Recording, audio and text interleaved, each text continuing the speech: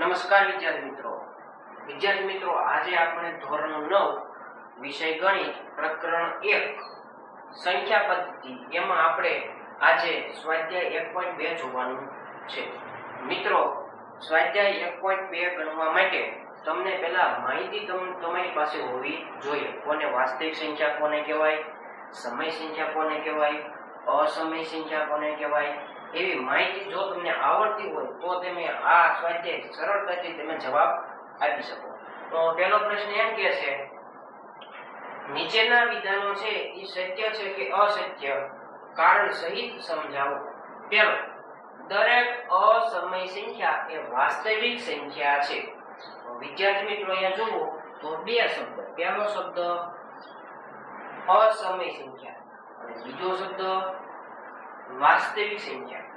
અસમય સંખ્યાની અંદર આપણે જોઈએ છીએ તો ત્રણ પ્રકારના ઉદાહરણો।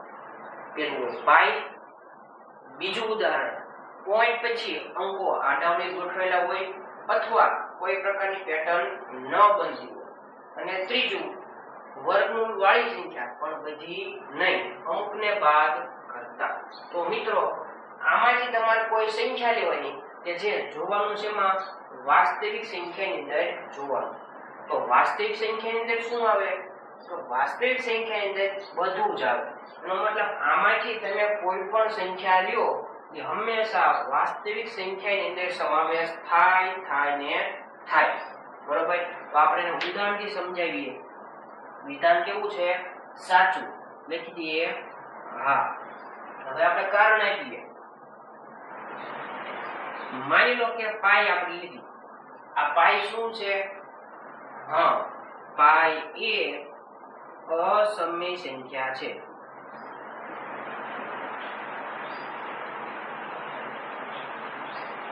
અને શું પાઈ વાસ્તવિક સંખ્યામાં આવે? હા, વાસ્તવિક સંખ્યામાં બધી જ સંખ્યાનો સમાવેશ થાય, એટલે પાઈ એ વાસ્તવિક સંખ્યા પણ છે।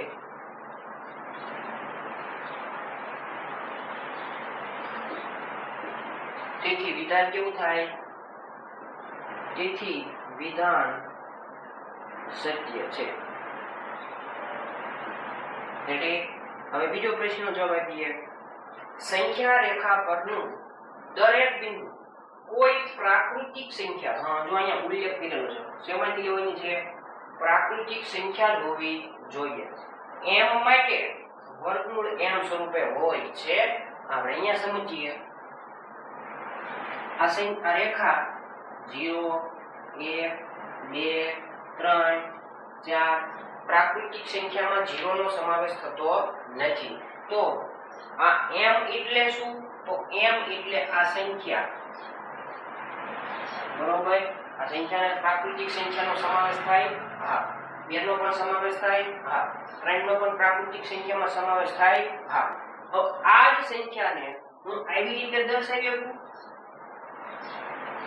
વર્ગમૂળમાં 1 વર્ગમૂળમાં 2 વર્ગમૂળમાં 3। તો શું પ્રાકૃતિક સંખ્યા છે 1? હા। તો શું વર્ગમૂળ 1 પ્રાકૃતિક સંખ્યા છે? હા। કેમ? કારણ કે 1 નું વર્ગમૂળ કેટલું થાય? 1। એ તો પ્રાકૃતિક સંખ્યા છે, વાત સાચી છે, પણ આ બે પ્રાકૃતિક સંખ્યા છે? હા। પણ શું આ પ્રાકૃતિક સંખ્યા કહેવાય? ના, કારણ કે પ્રાકૃતિક સંખ્યામાં કોઈ દિવસ વર્ગમૂળ વાળું આવતું નથી। એનો મતલબ આ જે m બરાબર 2 છે એને વર્ગમૂળ 2 સ્વરૂપે દર્શાવી શકાતું નથી। એટલા માટે વિધાન કેવું છે? ખોટું। એટલે વિધાન કેવું છે? અસત્ય। તો આપણે લખી દઈએ, દરેક બિંદુ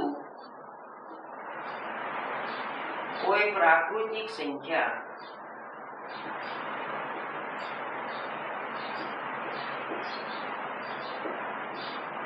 m માટે વર્ગમૂળ m સ્વરૂપે લખી શકાય નહીં।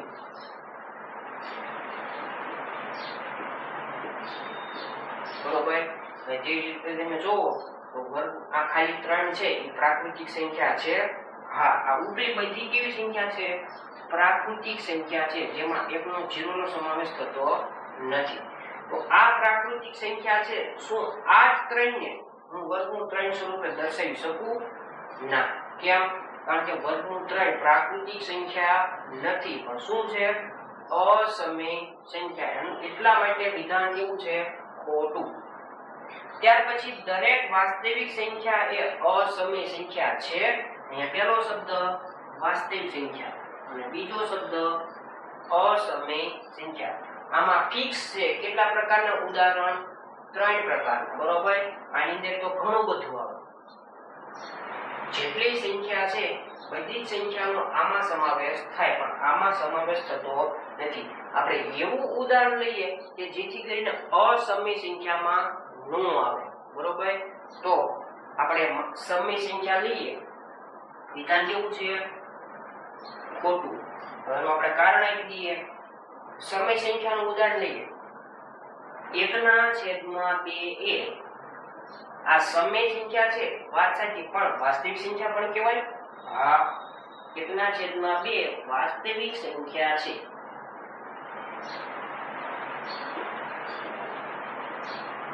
અને શું 1/2 એને હું અસમય સંખ્યા કહી શકું? ના, અસમય સંખ્યા કહેવાય નહીં. એટલા માટે વિધાન કેવું છે? ખોટું. તો 1/2 એ અસમય સંખ્યા નથી.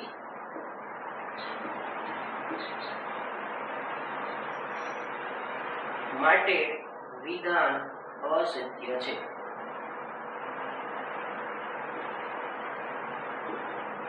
ચલો સામે, શું દરેક ધન પૂર્ણાંક એટલે બધી જ ધન સંખ્યાઓ લેવાય. શું દરેક ધન પૂર્ણાંકનું વર્ગમૂળ અસમય હોય છે? જોઈએ આપણે. ધન પૂર્ણાંક માની લો કે આપણે પહેલા લીધો 1 નું વર્ગમૂળ મેળવીએ. શું અસમય સંખ્યા છે? ના. કેમ? કારણ કે આનું વર્ગમૂળ નીકળે કેટલું થાય? 1. તો પ્રશ્ન એવો છે, શું દરેક ધન પૂર્ણાંકનું વર્ગમૂળ અસમય હોય? તો શું અસમય સંખ્યા છે? ના. કેમ? કારણ કે આના છેદમાં કેટલા હોય? 1. તો આ કેવી સંખ્યા કહેવાય? હા, સમય સંખ્યા. માગ્યું છે શું? અસમય સંખ્યા. એટલા માટે વિધાન કેવું પડી જાય? ખોટું. બીજું ઉદાહરણથી સમજીએ. હવે માની લો કે આપણે 2 લઈએ, ધન પૂર્ણાંક 2, આનું વર્ગમૂળ. શું આ અસમય સંખ્યા છે? હા, અસમય સંખ્યા છે. ત્યાર પછી વર્ગમૂળમાં 3.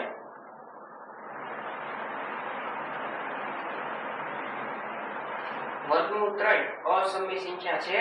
હા, વર્ગમૂળ 3 નું નીકળતું નથી. એટલા માટે કેવી છે? અસમય સંખ્યા છે. એટલા માટે વિધાન કેવું પડે છે? સાચું પડે. પણ દરેક માટે સાચું જ પડવું જોઈએ. આપણે પહેલા માટે ખોટું પડી ગયું છે. ત્યાર પછી વર્ગમૂળમાં 4. આ 4 છે એને ધન પૂર્ણાંક કહેવાય. હા, એનું શું મેળવવાનું? વર્ગમૂળ. તો આપણે મેળવ્યું છે વર્ગમૂળ. તો 4 નું વર્ગમૂળ કેટલું થાય? 2. તો આ જે 2 છે ઈ અસમય સંખ્યા કહેવાય? હા, ન કહેવાય. કેમ? કારણ કે આના છેદમાં કેટલા હોય? 1. એનો મતલબ થવું શું પડે? અસમય સંખ્યા થવું પડે. મળે છે શું? સમય સંખ્યા. એટલા માટે વિધાન કેવું પાછું? ખોટું. પણ દરેક માટે સાચું જ થવું જોઈએ. પણ આપણે એવા 2 ઉદાહરણ લીધા કે જેમાં 2 માં શું પડે છે? વિધાન ખોટું. એટલા માટે વિધાન કેવું છે? ખોટું. ઉદાહરણથી સમજીએ. લખીએ આપણે ના. હવે દાખલા નંબર 3, વર્ગમૂળ 5 ને સંખ્યા રેખામાં દર્શાવો. મિત્રો સાવ સહેલું છે. પહેલું તમારે ઈ કામ કરવાનું, આ 5 છે કયા વર્ગની નજીક છે? તો 1 નો વર્ગ થાય 1, 1 નો વર્ગ થાય 1, 2 નો વર્ગ થાય 4, 3 નો વર્ગ થાય 9. પ્રશ્ન એવો છે, વર્ગમૂળ 5 એટલે કે ખાલી 5 કયા વર્ગની નજીક છે? તો તમે જુઓ તો 4 4 પછી કોણ છે 9 નો મતલબ વધી ગયા તો કયા વર્ગની નજીક છે 2 ના વર્ગની નજીક છે એટલે મિત્રો આપણે સૌપ્રથમ પહેલા રેખા દોરવાની બરોબર ફૂટપટ્ટીથી આપણે સરસ મજાની રેખા દોરશું પછી ફૂટપટ્ટીની અંદર 0 1 2 આવા માપ હશે હા તો 0 અહીંયા રાખવાનું અહીંયા લખવાનું 0 પછી જ્યાં ફૂટપટ્ટીમાં 1 આવે ત્યાં આપણે લીટો પાડીને અહીંયા કરી દેવાના 1 ફૂટપટ્ટીમાં જ્યાં 2 આવે ત્યાં આપી દેવાનો નંબર 2 બરોબર ફરીથી વર્ગમૂળ 5 કયા વર્ગની નજીક છે તો જવાબ આવ્યો 2 ના વર્ગની તો રેખામાં છે ને ક્યાં સુધી જવાનું 2 સુધી પણ લેવાના માપ કેટલા 3 સુધી લેવાનું બરોબર એક માપ કેવું લેવાનું વધારે હવે કયા વર્ગની નજીક હતું 2 ના વર્ગ એનો મતલબ આ જે નીચેનું માપ છે 0 થી લઈને 2 સુધી એનું માપ કેટલું થયું 2 એકમ ત્યાં સુધીનું માપ ખાલી 2 એકમ સુધીના છે બરોબર હવે આનું નામ આપી દઈએ આનું નામ a આ જે 2 છે એનું નામ b બરોબર મિત્રો આપણે વર્ગમૂળ 5 ને સંખ્યા રેખામાં દર્શાવવા માટે પાયથાગોરસની જરૂર પડે પાયથાગોરસ ક્યારે લાગે તો જ્યારે કાટકોણ ત્રિકોણ હોય તો લાગે બરોબર તો કાટકોણ ત્રિકોણનું નામ છે ABC આ કાટકોણ ત્રિકોણમાં કર્ણ કોને કહેવાય તો કે જ્યાં કાટકોણનો સિમ્બોલ છે એની સામે કાઈ છે એને કહેવાય કર્ણ અને ત્રિકોણની કેટલી બાજુ હોય 3 એમાં આનું નામ જે રેખાખંડ AC છે એને કહેવાય કર્ણ તો બાકીની કેટલી બાજુ રહી 2 પહેલી બાજુ BC અને બીજી બાજુ AB પાયથાગોરસનું સૂત્ર છે કર્ણનો વર્ગ બરાબર બાજુનો વર્ગ પ્લસ બાજુનો વર્ગ આ સૂત્ર તમારે યાદ રાખવું પડશે આ સૂત્ર આપણે ધોરણ 10 માં આપણે અભ્યાસ કરશું બરોબર તો મિત્રો આમાં તમે થોડું ધ્યાનથી જુઓ તો અહીંયા લખ્યું છે બાજુનો વર્ગ પ્લસ બાજુનો વર્ગ એનો મતલબ આ BC બાજુ અને આ AB બાજુ બેયનો વર્ગ કરીને સરવાળો કરવો બરોબર તો અહીંયા તમે જુઓ આજે A થી લઈને B સુધીનું માપ કેટલું છે 2 એકમ છે હવે આપણે અહીંયા જે છે ઊભી લીટી આપણે અહીંયા ઊભી લીટી દોરવી છે કોઈ પણ માપનું બરોબર તો આપણે વધારાનું માપ નહીં લઈએ આપણે જેટલી જરૂર છે એટલું માપ લઈએ બરોબર તો અહીંયા તમે જુઓ તો નીચેનું માપ કેટલું છે 2 બરોબર હવે અહીંયા આપણે ઊભું માપ લેવાનું છે નીચેનું માપ કેટલું છે 2 હવે આપણે અહીંયા ઊભી લીટી દોરવી છે કેટલા માપની એ આપણે માપ પહેલા વિચારવાનું છે ડાયરેક્ટ ગણવાનું નથી તો વિચાર કરો અહીંયા કાટકોણ ત્રિકોણ બનશે અહીંયા હા એમાં આનું માપ કેટલું છે 2 પણ આ જે ઊભી લીટી છે એનું માપ આપણે જાતે નક્કી કરવાનું છે તો મિત્રો આનો વર્ગ કરો કેટલો થાય 2 નો વર્ગ 4 2 નો વર્ગ થાય 4 એટલે આનું માપ કેટલું હતું 2 માની લો કે ફરજિયાત આપણે એક જ લેવો પડે ચલો જોવાનું લેવા નહીં જતો અહીંયા કેટલું માપ લઈશું આપણે 1 લેવા નથી પણ આપણે જોવાનું છે આપણે આ મળી જવું જોઈએ તો નીચેનું માપ લીધું આપણે 2 ઉપરનું માપ આપણે માની લો કે 1 લઈએ હવે કરો વર્ગ 2 નો વર્ગ 4 અને 1 નો વર્ગ 1 હવે સૂત્રમાં બાજુનો વર્ગ પ્લસ બાજુનો વર્ગ તો બંને ભેગા કરો તો કેટલા થાય છે 5 થઈ જાય હા એનો મતલબ તમારે ઊભું માપ કેટલું પસંદ કરવું પડે 1 મિત્રો નો સમજાણું હોય તો આના પછી હું તમને એક્સ્ટ્રા દાખલા ગણાવીશ એટલે જેથી કરીને તમને સમજી જશે, બરોબર. તો અહીંયા ઊભું માપ કેટલું લેશું? 1 એકમ સુધી લેશું. એ કેવી રીતે લેવું? તો એના માટે આ 0 છે, 1 છે, એ તમારે ફૂટપટ્ટીથી માપી લેવાનું. પછી માપ્યા પછી અહીંયા બી બિંદુ છે ત્યાં તમારે 0 રાખવાનું, અને જ્યાં 1 આવે, માની લો કે 1 અહીંયા આવે છે, બરોબર, અહીંયા આપણે ટપકું કરી દેવાનું. પછી અહીંથી એક ઊભી લીટી દોરવાની કે જે અહીંયા શું બનાવે? 90 નો કોણ. હવે આનું નામ આપી દઈએ સી. હવે આ બિંદુ એ અને આ બિંદુ સી એને જોડી ફૂટપટ્ટીથી જોડી દેવા, એટલે સરસ મજાનો કાટકોણ ત્રિકોણ બનશે. ત્રિકોણ CBA, બરોબર. તો એમાં જે AC છે એને શું કહીએ છીએ આપણે? કર્ણ. BC છે એને આપણે કહીએ છીએ બાજુ. AB છે એને પણ આપણે કહીએ છીએ બાજુ. તો નીચેનું માપ છે 2 અને ઊભું માપ કેટલું હતું? કેટલું હતું? 1. એટલે અહીંયા 1 એકમ.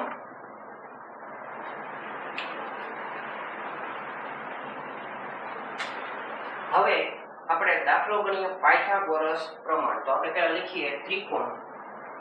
કયો ત્રિકોણ? CBA. CBA એ કાટકોણ ત્રિકોણ છે.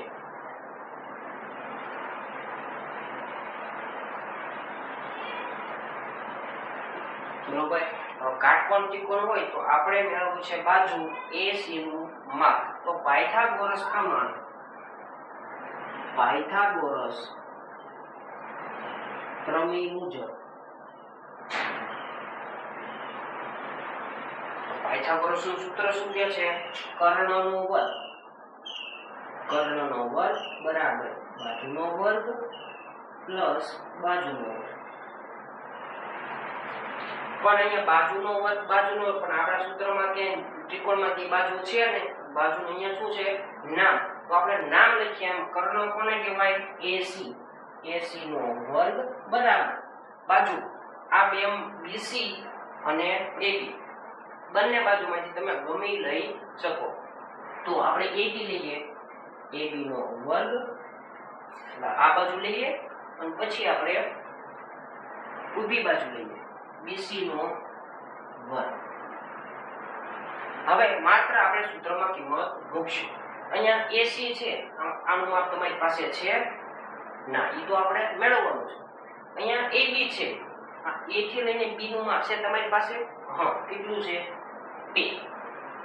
2 નો વર્ગ પ્લસ BC નું માપ છે આ B અને આ C. શું તમારી પાસે આનું માપ છે? અહીંથી નાનું. કેટલું? 1. 1 નો વર્ગ, 2 નો વર્ગ 4 પ્લસ 1 નો વર્ગ 1. હવે બંનેને ભેગા કરો 5. આ જવાબ કોનો? AC નો વર્ગ. પણ આપણે તો મેળવવાની છે AC ની કિંમત. તો આને કહેવાય વર્ગ. વર્ગમાંથી ક્યાં જાય? વર્ગમૂળમાં. AC બરાબર વર્ગમૂળમાં 5. એનો મતલબ આની કિંમત કેટલી થઈ? વર્ગમૂળમાં 5, કે જે સંખ્યા રેખામાં દર્શાવેલું નથી. હવે મિત્રો તમારે પરિકર લેવાનું. પરિકરમાં જે અણી વાળો ભાગ છે એને આપણે રાખશું બિંદુ A ઉપર. પરિકર લેવાનું, એમાં જે અણી વાળો ભાગ છે એને રાખશું આપણે બિંદુ A ઉપર, અને જે પેન્સિલ વાળો ભાગ છે એને આપણે બિંદુ C પાસે સુધી ખોલશું. એટલે એવી રીતે તમે ખોલશો. ક્યાં સુધી ખોલવાનું? બિંદુ C સુધી. હવે પરિકરને હલાવવાનું નથી. હવે તમારે સંખ્યા રેખામાં એક ચાપ દોરવાની છે. આવી રીતે બરોબર, સંખ્યા રેખામાં આવી રીતે તમારે એક ચાપ દોરવાની છે. તો ક્યાંય સંખ્યા રેખામાં છેદ છે? હા. માની લો કે તમે ચાપ દોરી એટલે માની લો કે આવી રીતે કંઈક છેદે છે, બરોબર. તો અહીંયા જે છેદે છે એનું નામ આપણે આપી દઈએ બિંદુ D. આ D શું છે? વર્ગમૂળમાં 5 દર્શાવે છે. લખી દઈએ બિંદુ D એ વર્ગમૂળમાં 5 દર્શાવે છે. આને કહેવાય વર્ગમૂળમાં 5 ને સંખ્યા રેખામાં દર્શાવો. હવે આપણે એક્સ્ટ્રા દાખલા ગણીએ જેથી કરીને તમને સમજાય. તો વર્ગમૂળ 20 ને સંખ્યા રેખામાં દર્શાવો. તો સૌપ્રથમ પહેલા આપણે રેખા દોરી દઈએ. બરાબર, તમારે ફૂટપટ્ટી દોરવાની છે, પછી તેમને કઈ પસાર તમે એમને દોરો છો, પણ તમારે ફૂટપટ્ટી પરિકરનો ઉપયોગ કરવાનો. અહીંયા તમે જુઓ તો 20 કયા વર્ગની નજીક છે? 2 નો વર્ગ થાય 4, 3 નો વર્ગ 9, 4 નો વર્ગ 16, 5 નો વર્ગ 25 વધી ગયા. એનો મતલબ 4 નો વર્ગ 16 કયા વર્ગની નજીક છે? 4. તો તમારે સંખ્યા રેખામાં 4 સુધી દોરવાનું.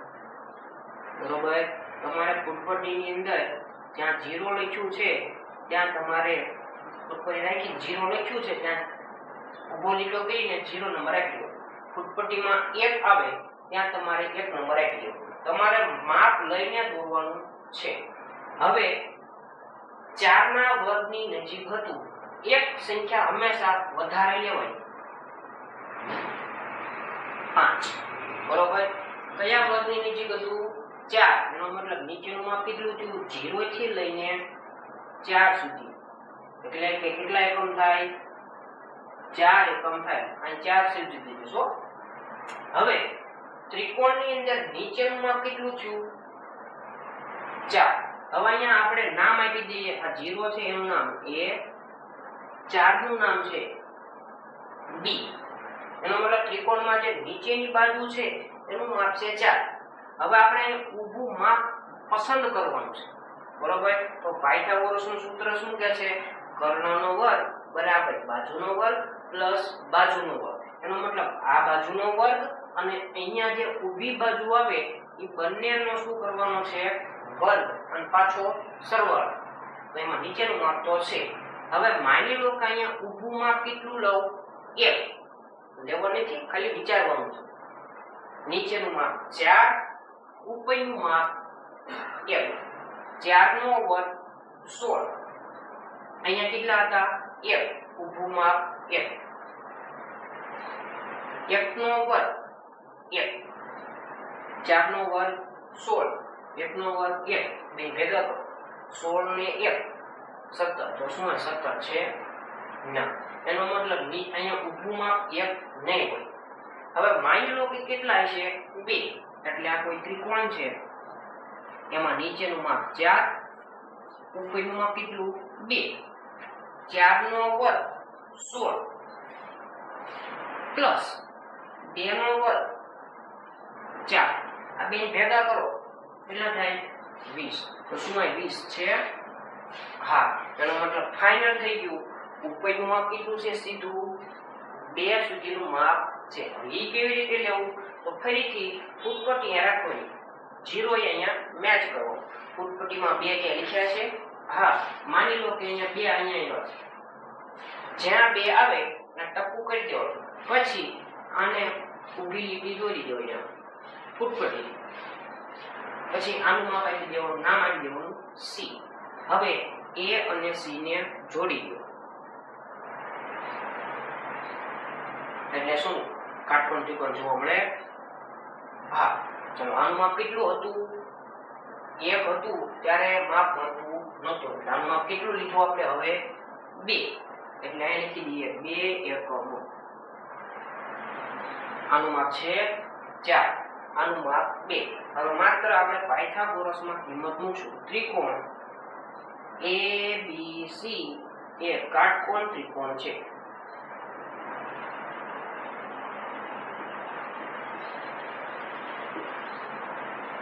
પાયથાગોરસના પ્રમેય પ્રમાણે પાયથાગોરસનું સૂત્ર શું છે? કર્ણનો વર્ગ બરાબર બાજુનો વર્ગ પ્લસ બાજુનો વર્ગ. કર્ણ કોણ? AC. AC નો વર્ગ બરાબર AB નો વર્ગ પ્લસ BC નો વર્ગ. હવે શું તમારી પાસે AB ની કિંમત છે? આ A અને આ B. આનું માપ છે આ કેટલું? 4. 4 નો વર્ગ પ્લસ BC ની કિંમત આનું B આનું C. એનું માપ 2 નો વર્ગ. 4 નો વર્ગ 16 પ્લસ 2 નો વર્ગ 4. બે ભેગા કરો 20. આમ આ જવાબ કોનો? AC નો વર્ગ. આ વર્ગમાંથી ક્યાં જાય? વર્ગમૂળમાં. AC બરાબર વર્ગમૂળમાં 20. આ AC ની કિંમત. એનો મતલબ આનો જવાબ વર્ગમૂળમાં 20 જે સંખ્યા રેખામાં દર્શાવેલ નથી. હવે તમારે પરિકર લેવાનો. પરિકરમાં અણી વાળો ભાગ એ ઉપર રાખવાનો અને પેન્સિલ વાળો ભાગ C સુધી આવે ત્યાં સુધી પરિકર ખોલવાનો. પછી તમારે અણી વાળો ભાગ અહીંયા જ રાખવાનો છે એ ઉપર. પછી તમારે અહીંથી ને કામ ચાપ મારો યાર, એટલે અહીંયા ક્યાંય સંખ્યા રેખામાં છેદ છે. માની લો કે અહીંયા ક્યાંય છેદ છે, બરોબર. તમારી પાસે પરિકર હશે, મારી પાસે પરિકર નથી, એટલે માની લો કે અહીંયા છેદે છે. આનું નામ આપી દે બિંદુ D. હવે D શું છે? વર્ગમૂળમાં 20. બિંદુ D બરાબર વર્ગમૂળમાં 20. આ એનો જવાબ. હવે આપણે સંખ્યા રેખામાં વર્ગમૂળમાં 3 દર્શાવીએ છીએ.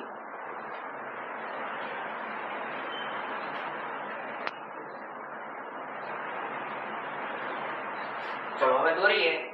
નિયમ કયા વર્ગની નજીક છે? 3. કયા વર્ગની નજીક છે? 1 નો વર્ગ થાય 1, 2 નો વર્ગ 4 વધી જાય. એનો મતલબ કયા વર્ગની નજીક છે? 1 ના વર્ગની નજીક છે. એટલે 0, 1 અને 1 વધારાનું લઈ લો 2. તમારે ફૂટપટ્ટીથી માપથી દોરવાનું છે, બરોબર. હવે કયા વર્ગની નજીક હતું? 1. એનો મતલબ અહીંથી ના કેટલું માપ લેવાનું? 1 એકમ, બરોબર. ખાલી એકડા સુધીનું જ માપ છે, આ તમારે લેવાનું આવે નહીં. એનો મતલબ ત્રિકોણની અંદર નીચેનું માપ કેટલું થાય? 1. હવે આ માપ આપણે પસંદ કરવાનું છે. માની લો કે કેટલું હશે? 1 છે નહીં પણ લઈ કર. હવે આનો વર્ગ કરો 1 પ્લસ આ સંખ્યાનો વર્ગ કરો 1, બેન ભેગા કરો કેટલા થયા? 2. શું અહીંયા 2 છે? ના. એનો મતલબ અહીંયા ઊભું માપ 2 હશે નહીં. હવે માની લો કે કેટલા હશે? 2. નીચેનું માપ ફિક્સ છે કેટલું? 1. માની લો કે અહીંયા સીધું માપ કેટલું છે? 2. હવે કરો વર્ગ. 1 નો વર્ગ 1 પ્લસ 2 નો વર્ગ 4, બેન ભેગા કરો 5. શું અહીંયા 5 છે? ના. એનો મતલબ શું થઈ જાય છે? અહીંયા વધી જાય છે. એનો મતલબ ઊભું માપ 2 છે ને ફરજિયાત કેટલું છે? 1 જ છે.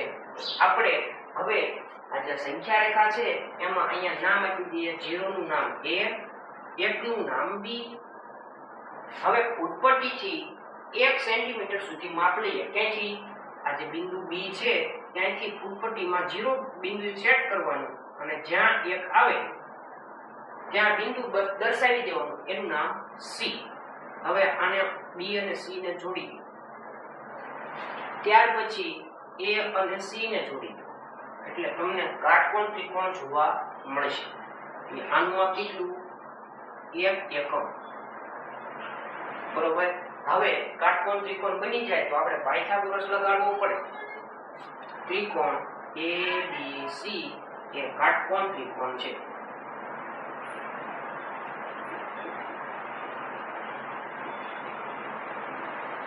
કાટકોણ ત્રિકોણ પાયથાગોરસ કર્ણનો વર્ગ AC નો વર્ગ બરાબર બાજુનો વર્ગ પ્લસ બાજુનો વર્ગ એટલે AB નો વર્ગ પ્લસ BC નો વર્ગ.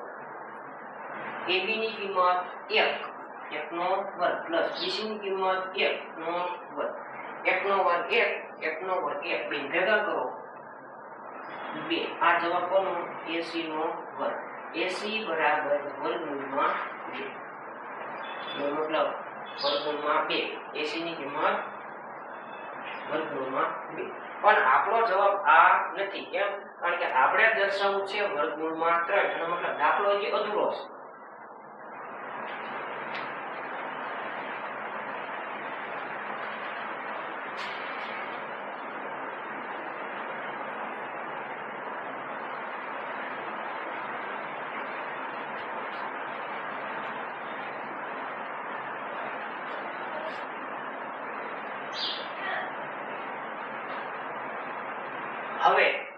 તમે જુઓ તો અહીંયા કેટલા છે વર્ગમૂળમાં 2. વર્ગમૂળ 2 પછી કોણ આવે? વર્ગમૂળમાં 3. તો એના માટે થાવ નાની અમથી પ્રોસેસ છે. અહીંયા જે બિંદુ C છે ત્યાં આપણે બનાવવો છે 90 અંશનો કોણ. તમારી પાસે કોણ માપક હશે, બરોબર? હવે કોણ માપક છે એમાં AC છે, AC એને તમારે કોણ માપકમાં નીચેની લાઈન છે એની સાથે મેચ કરવું અને જ્યાં 90 અંશ લખ્યા હોય ત્યાં પેન્સિલથી આવી રીતે ટપકું દોરવું. માની લો કે અહીંયા 90 અંશનો ખૂણો બને તો પેન્સિલથી ટપકું દોરવું, બરોબર? પછી હંમેશા 1 સેન્ટીમીટરની લીટી દોરવી. કેટલા સેન્ટીમીટરની? હંમેશા 1 સેન્ટીમીટરની લીટી દોરવી. કેમ? કારણ કે વર્ગમૂળ 2 પછી કોણ આવે? વર્ગમૂળમાં 3. તો માની લો કે આપણે ઉપરથી 1 સેન્ટીમીટર માપ લઈએ. માની લો કે એટલું હતું. કેટલા સેન્ટીમીટર માપ લેવાનું? હંમેશા 1. આનું નામ આપી દીધું બિંદુ D. એનું માપ હતું 1 એકમ, એટલે કે ઉપરથીમાં માપ્યું તો 1 સેન્ટીમીટર, બરોબર? હવે બિંદુ A અને બિંદુ D ને જોડી એટલે ફરીથી અહીંયા શું જોવા મળે છે? કાટકોણ ત્રિકોણ. તો ફરીથી પાછો પાયથાગોરસ લગાડે. તો પાયથાગોરસમાં આ ત્રિકોણમાં કર્ણ કયો થાય? એનું કર્ણ થાય AD. કેમ? કારણ કે અહીંયા જો કાટકોણનો સિમ્બોલ છે એની સામે કોણ? AD થાય, બરોબર? આ કાટકોણનો સિમ્બોલ એની સામે થાય AD. ઈ આપણો થાય કર્ણ. તો AD નો વર્ગ બરાબર. હવે માત્ર આ જ ત્રિકોણ, બરોબર? એ જ જોવાનું છે, નીચેનો ત્રિકોણ જોવાનો નથી. તો આ કર્ણ, તો આ શું થાય? એની બાજુ, અને આ એની બાજુ. તો બાજુનો વર્ગ AC નો વર્ગ પ્લસ BC નો. AC ક્યાં છે? આ A અને આ C. શું આનું માપ તમારી પાસે છે? આ વર્ગમૂળ 2 કોનું માપ છે? એ AC નું જ છે. વર્ગમૂળમાં 2 નો વર્ગ પ્લસ DC ની કિંમત હંમેશા અહીંયા કેટલું માપ લેવાનું? 1 જ લેવાનું, 1 નો વર્ગ. અહીંયા એક પ્રકારનો નિયમ છે, વર્ગમૂળની નિશાની અને વર્ગ ઉડી જાય. વધ્યા કેટલા? 2 પ્લસ 1 નો વર્ગ 1 ની ભેગા કરો 3. AD નો વર્ગ. વર્ગમાંથી ક્યાં જાય? વર્ગમૂળમાં. AD બરાબર વર્ગમૂળમાં 3. એનો મતલબ આમાં ક્યાં AD છે? અહીં. હવે તમારે પરિકરમાં અણીવાળો ભાગ બિંદુ A ઉપર રાખવાનો અને પેન્સિલ વાળો ભાગ ક્યાં સુધી ખોલશો? C સુધી કે D સુધી? જો તમે C સુધી ખોલો તો શું મળે? વર્ગમૂળમાં 2. જો D સુધી ખોલો તો મળે શું? વર્ગમૂળમાં 3. આપણે શેની જરૂર છે? વર્ગમૂળમાં 3. તો અણીવાળો ભાગ બિંદુ A ઉપર અને પેન્સિલ વાળો ભાગ બિંદુ D સુધી ખોલી નાખ્યો. પછી અણીવાળો ભાગ A ઉપર રાખવાનો, પરિકરને હલાવવાનું નહીં. હવે બિંદુ D છે પેન્સિલ વાળો ભાગ, એને આપણે હળવે ક્યારના એ રીતે ચાપ દોરવાનો. બિંદુ D છે ત્યાંથી આપણે હળવે ક્યારને એક ચાપ દોરવાની કે જે સંખ્યા રેખામાં ક્યાંય છેદે છે. માની લો કે અહીંયા ક્યાંક છેદે છે, બરોબર? તો આનું નામ આપી દઈએ બિંદુ E. આ બિંદુ E શું છે? વર્ગમૂળમાં 3 દર્શાવે છે. બિંદુ E બરાબર વર્ગમૂળમાં. વિદ્યાર્થી મિત્રો, મને એવું લાગે છે તમે પ્રેક્ટિસ કરશો એટલે તમને સમજાય જશે. જો વિદ્યાર્થી મિત્રો તમને આવા વિડીયો ગમતા હોય તો મારી ચેનલને સબસ્ક્રાઇબ કરવાનું ભૂલતા નહીં અને તમારા મિત્રોને પણ શેર કરજો.